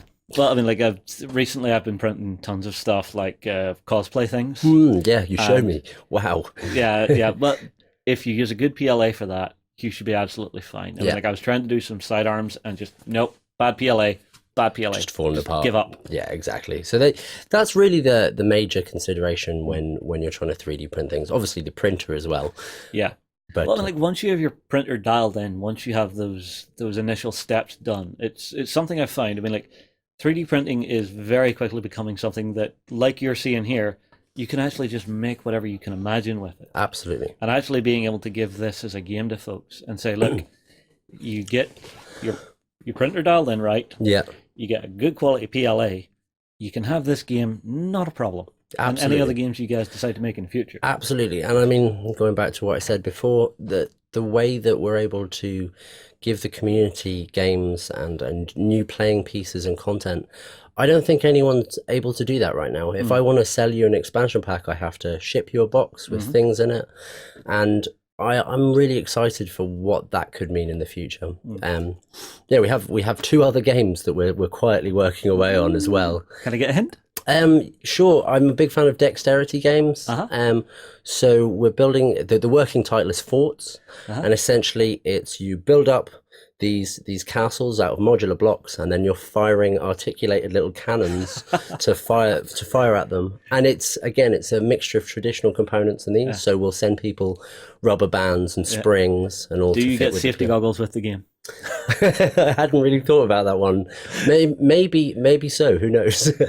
Well, it's just if I'm playing with Warren, I know he's going to aim to hit me in the eye. We've got. Oh dear. Well, yeah. There are some gamers who do that. Yeah. So that's kind of some of our plans ahead. Yeah. No, see, I love dexterity games as well. I mean, I love playing Jungle Speed. Yeah. Although we play the extreme version in here. Again, more safety goggles. No, actually, we filmed this one. We put on fake nails, sharp fake nails, like pointy ones, and then as you were grabbing for it, it was just these horrible things just against your knee. Oh god! Oh, discard memories. No. Okay, so this is a look at a full faction, yeah? Yeah, it is. So again, we're looking at the captures with I don't know if you can see. I'm not pointing up the board, but you've got the heavy there. No prizes for guessing which one the heavy is. You've got the trooper who's holding the gun upright in his elbow there, up and ready. Yeah. The assault in the middle with the 2 guns, and the sniper agents at the side and the back. Yeah. And also your artillery. Of course, because who doesn't love cannons? Absolutely, there's a common theme. We're just going to keep making cannons, just loads of them. Moving on. Now, this is something you were talking to me about. Is you're talking about possibly working on a campaign mode? Yes. So we are actually. That's how these working. Indeed. So we are already well on the way to making the campaign mode, and again, with the main focus of this game is these battles. These are really good fun. Playing them in a series against each other is good, like a best of 3 or a best of 5. Yeah. But what we're also building alongside that is a sort of capture the opponent's city way, where if you meet on the same tile, you draw a scenario card and you battle essentially according to the card. Yes. And then as you gather more cards, you can trade in the cards. And in future editions of the game, we'd really like to build in buildings that would give your factions various bonuses, or like hero units that could do seriously crazy stuff on the battlefield. These tiles, designed by our designer Sven Klockspring. I'm just consistently blown away by these. They and are these 3D prints as well? Yeah, these are also 3D printed in FDM. And the one thing I'm consistently blown away. This is stuff that you just can't injection mold. Yeah, well, I mean, like all the overhangs, the tiny details. I mean, like the one on the right here with all the little trees, that's just gorgeously detailed. Absolutely, and I think when I show them to people, it's the thing I think that really captures people the most. Well, it's something I've discussed with a few game designers is whenever you can do a world map, people can place themselves in the world, they can imagine what life's like in the world. Yeah. Components like this, where you're maybe building a growing campaign map or something, flawless. I love being able to do that kind of thing. And I think in a lot of ways it's about something that's really aesthetically pleasing, like you said, that kind of brings you into the game. And then slowly over time, we kind of plan to develop that with more scenarios. Yeah, that, and I mean, like if you ever want to bring yet another race in here, yeah, like what do you have to do for that? You'll have to create the cards for it. Create the cards, create the miniatures, and maybe a custom scenario or two. Yeah, and maybe 1 or 2 city tiles in your set. Yep. Which of course we have planned, but at the moment we have these 3, which is going really well. Well, I mean, like the game itself, I'm assuming this is not a direct to market one. I'm assuming Kickstarter. It is indeed, yeah. Right. Do you have your dates pinned down for it yet? We're planning to start in early September. Okay. Next up, well, obviously, Plastic Alchemy. That is us. This is the company itself, and you guys are planning to really just break into the industry this way. I think so. So as I've been saying, I'm just really excited about a variety of the potential things you can do with this. The digital distribution, being able to give you guys literally free miniatures. But also, I think there's a great space to innovate with a variety of things. A good example could be with your phone these days, you can scan a room, or you could scan yourself. And I know that there's going to be really smart ways we could integrate that into games. Imagine playing, a version of some sort of murder mystery, but in your own house that was 3D printed. That could be fun. And then, I mean, even going beyond that, connecting RFID chips into the bottom of this, I think there's a life's work in here. And so myself, I should say a little bit about the people we work with. So it's myself, Evan, who co-designed the game with me, Photos Mint, he's been sculpting since 2016, completely started like self-taught, and makes absolutely beautiful models, as all of these and many other things you can find on My Mini Factory.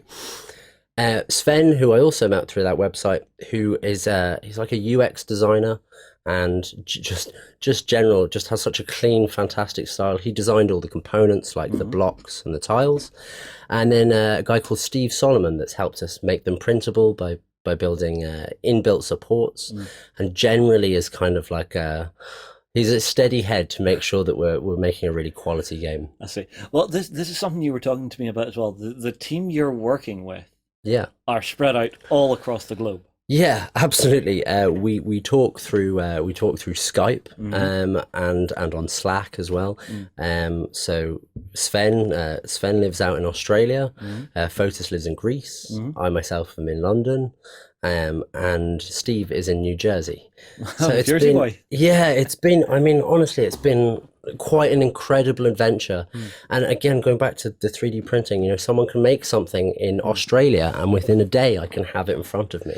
Yeah, and that's an incredibly exciting and fulfilling experience for sure. Yeah, well, it's something we're seeing more of. Is that something we've discussed a few times? Is the man on the last mile. That one person who is so far away from everybody else.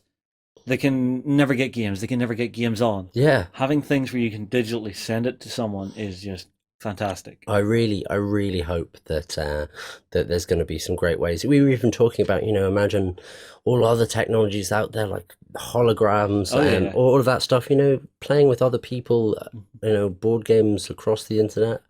Who knows how that would pan out, but I'd certainly like to see. Me too. I mean, like whenever HoloLens came out, we discussed some of the different possibilities. It's in a weekend or somewhere. If you want, go hunt it down. I don't know where it is. All right.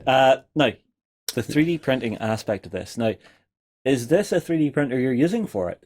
I myself, when we started making the game, I had some criteria personally that I didn't want to be trying to print it on a really high quality, expensive printer. Yeah. Because at the end of the day, most people don't have that.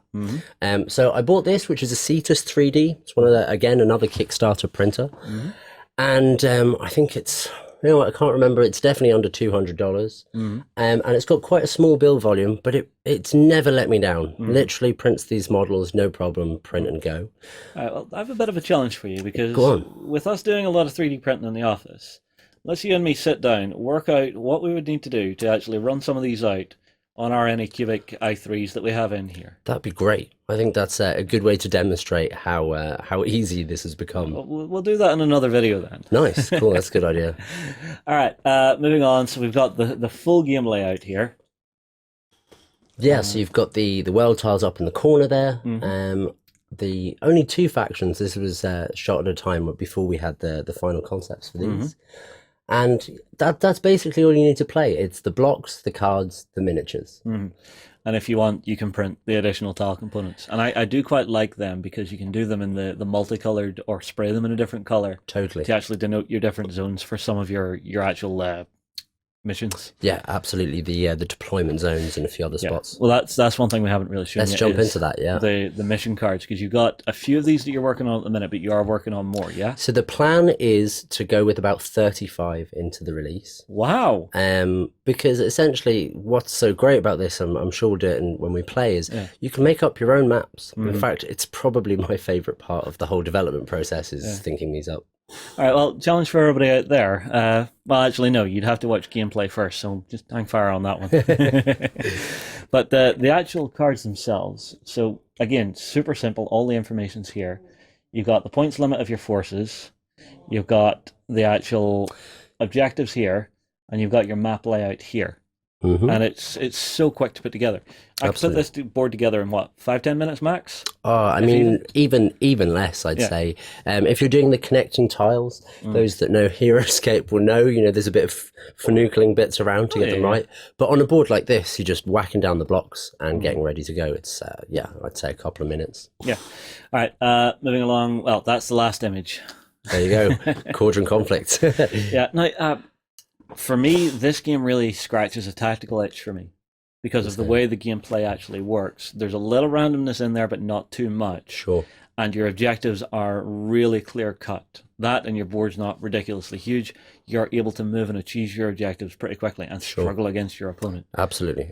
Which it makes me happy. And for you to say that to me, it genuinely is the highest compliment. I think as I was designing this game, I was just so aware of how I didn't want people to feel kind of hurt by bad luck. And the thing that I settled upon was we don't give the units that many hit points. They die very easily. Yeah. So what you're really focused to do is to, in some places, avoid conflict, get to your objectives and win. And I think rather than having this kind of mad, very aggressive game. Murder fest. Yeah, right. So to avoid that, and the fact that you think it's like that is really fantastic to hear. It's a game system that comes across really cleanly. We are going to be sitting down to play some missions of this, guys, so stay tuned for those, because I think a lot of you out there are really going to enjoy the actual main mechanics of this game. Wicked. All right, Josh, it's been a pleasure. Anything else you'd like to say before we go? No, just check out the Kickstarter if you've got a 3D printer. Even if you don't, we're hoping to make ways that you can get into this game and discover more about what we're doing. All right, well, everybody, tell you what, get those comments in below. What do you think of the idea of this game? We will move on. We will see you again very soon. Josh and the crew behind Plastic Alchemy, they've got their work cut out for them here, because they are very much ahead of the curve. I have no doubt that within a few short years, this will be how we do our hobby. You will be going to whatever contraption it is that we have. You'll be buying the model, and then you'll just go clink, and you'll print it out. So I have no doubt that what he's doing is the future. But it's interesting to see the future now at this stage. Early adoption is It's hard work, man. It's bleeding They are edge. putting the work into it, though, to make sure that you have the best chance of getting a good quality print, regardless of what make or model your 3D printer is. They've got it set up to do it in the resin bath. They've got it set up to do on the FDMs, which is the ones with the spools. And yeah, I mean, like the game itself is a lot of fun to play as well, because we did a few Let's Plays with them as well. So we have more gameplay. stuff coming out. More stuff coming. You know, and the Kickstarter itself, they're also doing a mix of traditional components as well as the 3D printed stuff. Yeah. So you'll get your board, your game cards, things like that, and then your miniatures you print out yourself, and you have the option to either do miniatures or just do a unit type token, which is really, really cool. Okay. Right. Kickstarters, Ben. This week we have a couple. Who did you pick first? So the first one we picked up is one that really caught my eye, effectively just because of the art style for it. So if you like Escape the Dark Castle, for example, this one might appeal to you, simply just based on the art. But this is called Cryptic Explorers, and this is from Tempest Tome Games.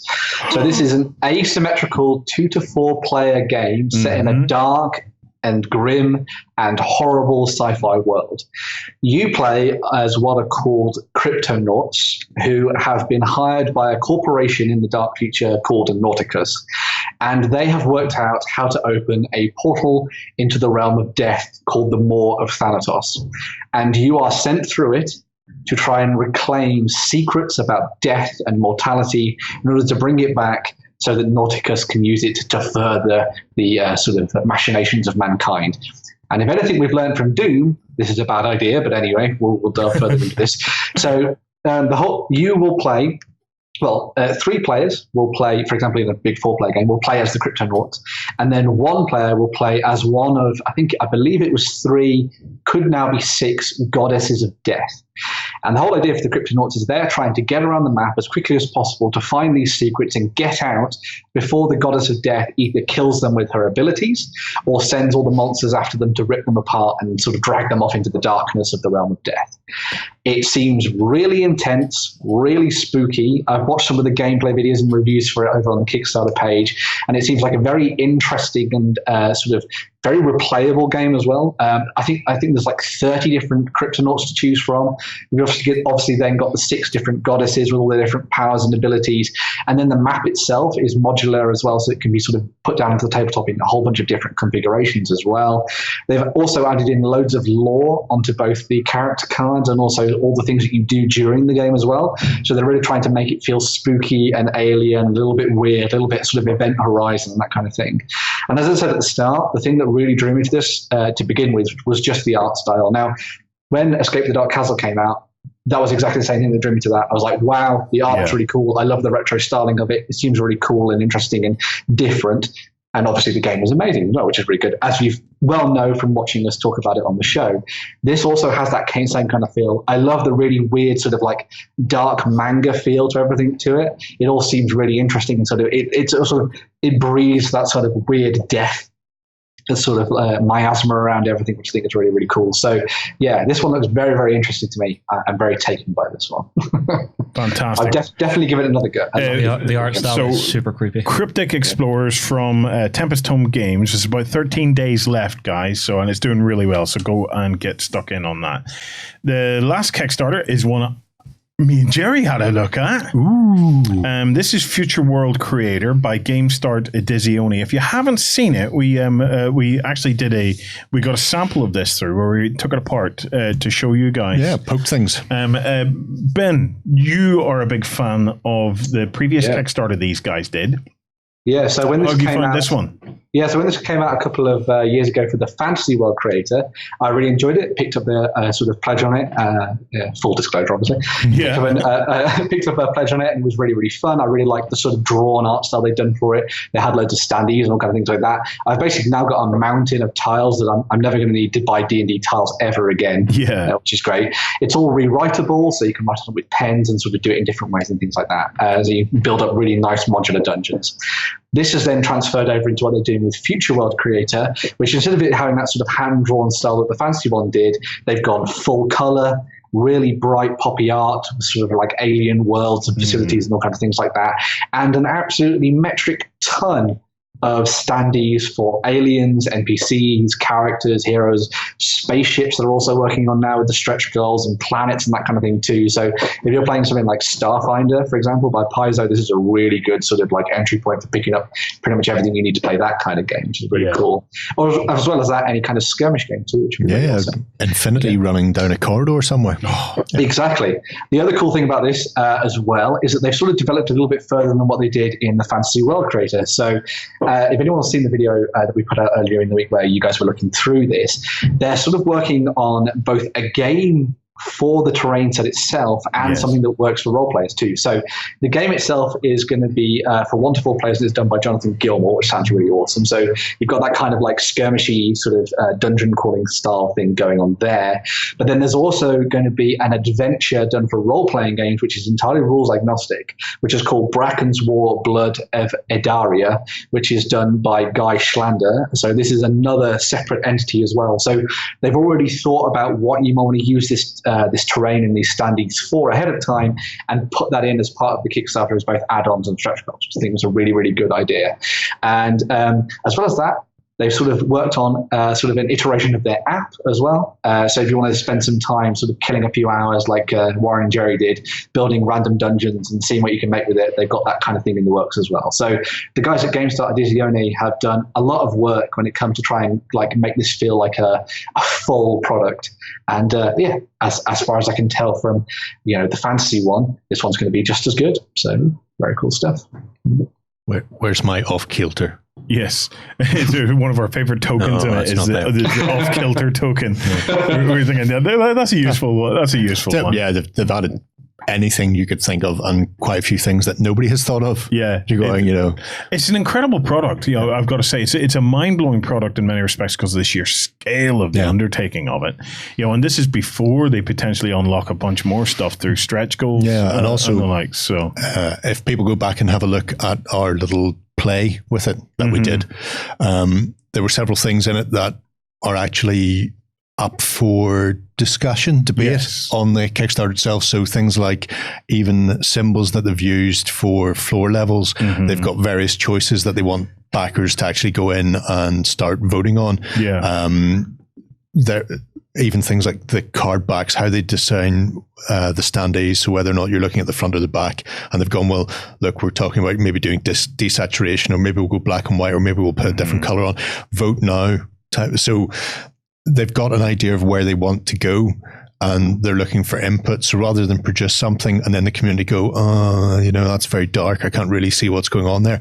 Well, here's your options. They've got like 4 different options for the background, for the actual standees, for how they're going to do the color palettes on things, because they want people to feed in and release something that's the top quality they can get it to, and that also the community want to have. So if people are interested in this, get involved and actually go, well, I like this best. Please do more of this. Please do less of that. I don't want to see black backs. I think one of the key things about this as well, and there are a lot of Kickstarters out there that do this kind of thing, and obviously they do it through the use of miniatures, which is fine, and that's really cool. But a lot of people will then be faced with a mass of plastic and resin or whatever that they're just never going to get through painting. Whereas this is one of these things where it's just a box of stuff. You pop out the things you need, and you can just start using it straight away. Yeah. So it's really good for playability. And obviously, as I say, I did back the old one, so bear that in mind. But even things like the colored bases for the standees. So blue as a character, green as a non-player character, black as a villain, and red as a boss. Yeah. Now, I can go in and pick out this fish guy who's just coming past us. Yes. And this fish guy could quite happily go onto a blue base as a player. Anything. Yeah. Or I can stick him onto a red base as a villain, or whatever I want. And so literally you're going through it and you're going, well, here's some human looking fella. There's no reason why he can't be one of the big beasties. Whereas this unusual gribbly thing with no feet and 5 heads, he can be my character. Because it all comes down to what game you're playing. So the fact that you've got a big box of stuff that you can root around in for whatever you happen to want. If you want to be a plant-based beast, go ahead, fill your boots.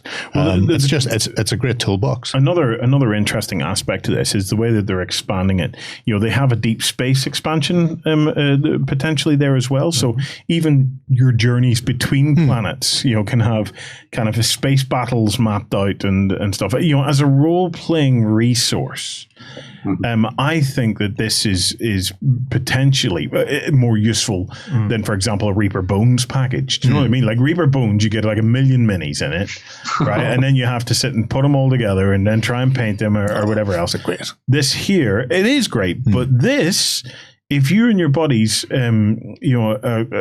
people are busy these days. You know, you have a box of this. You could be playing that weekend. You're playing straight away. You know, you sit with the app while your employer's playing for your time, and then at the weekend you're ready to rock and roll. Well, I was looking there. It looks as if they've unlocked a tablet version of the app for this as well, Sandy. So you're not actually having to sit at a PC. Yeah, it's really, really interesting. I like products like this. The only thing that will supersede this is when we get to the stage where, you know, pre-colored minis and things like that are the norm, you know, for this kind of stuff. But between now and then, I think this is a great role-playing resource. I really do. Right, that's your lot. Guys, we will see the cult members tomorrow morning bright and early over on OnTabletop.com. If you haven't, please come on over and join the cult. Our little cult is growing. We need more cultists. The more cultists we have, the more crack we are going to Om Nom Shabai, Om Nom Shabai, Om Nom Shabai. And the bigger the cone we can make. And the bigger the cone. Very important, yeah. That we can do. So, guys, look, thank you so much for watching. And again, as always, guys, thank you to Justin and Jerry and Ben and Lloyd for joining me to do this little whirlwind review of what is going on in the world. Right, dudes, have a great week of gaming. We'll see you soon. Go ahead and check out our other content on screen now. And while you're at it, why not hit subscribe and remember to ding our dong. Go on, you know you want to click it. Go on.